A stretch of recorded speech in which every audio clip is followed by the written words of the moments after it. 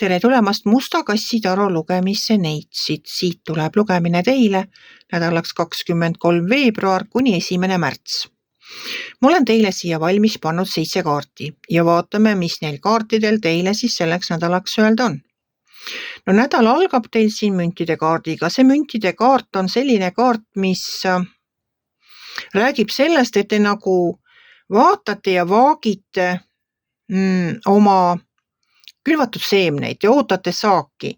Te olete mingisse projekti investeerinud ja te ootate ja vaatate nüüd, kas see hakkab nagu ka tulu tooma, kas see hakkab nagu soovitud suunas liikuma.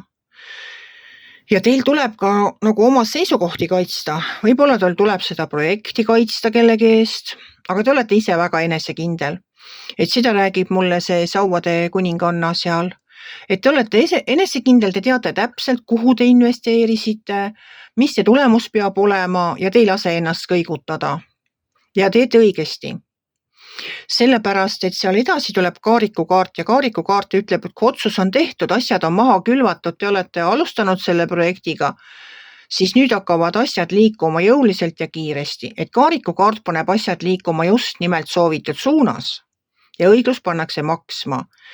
Seda räägib siin all oleva õigluse kaart.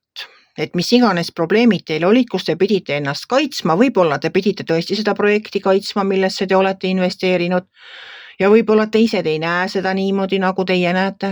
Mõtlevad, et mis mõttes nagu hunniku asju pani sinna energiat, raha, investeerib oma aega mingisse täiesti mõttetusse projekti, see ei hakka kunagi tööle. Aga teie usute sellesse projekti, teie teate, et see pole tõsi, see hakkab tööle, te usute sellesse ja te suudate seda ka tõestada, et see tõesti hakkab tööle, see hakkab kiirelt tööle. Et seda näitab kaarik, et see kiiresti hakkab tööle jõuliselt ja seda näitab õiglus, et õiglus on teie poolel, tähendab, et teil oli õigus. Teil oli selles väga suur õigus. Siin all on veel koosviibimise kaart. See on karikate 3. Karikate 3 minu jaoks tähendab sellist ümarlaua nõupidamist või sõprade vahelist sellist koosviibimist.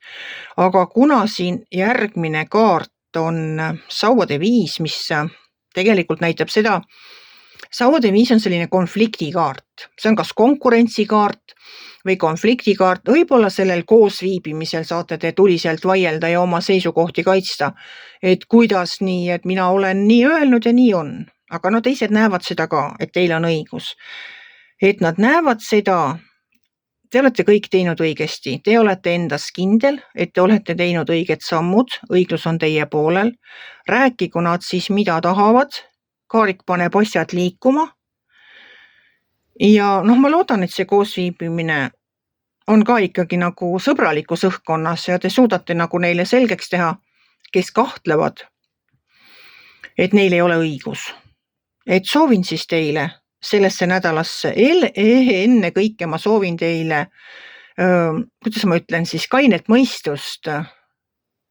Jah, kainet mõistust teha õiged otsused, kaitsta oma seisukoht ja olla endas kindel ja uskuda sellesse, millesse te olete panustanud, mille saaki te ootate, kuhu te olete oma energia, aega, energiat ja võib-olla ka raha investeerinud. Et teie usute sellesse ja ärge siis kahelge selles, et te olete õigel teel.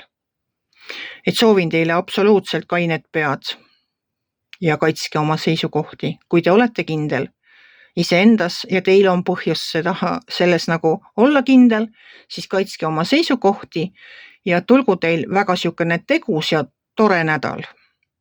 Kui teile minu lugemine meeldis, ärge olge kitsi, pange ikka like pöial üles, võite ka kommenteerida ja kohtume järgmisel nädalal.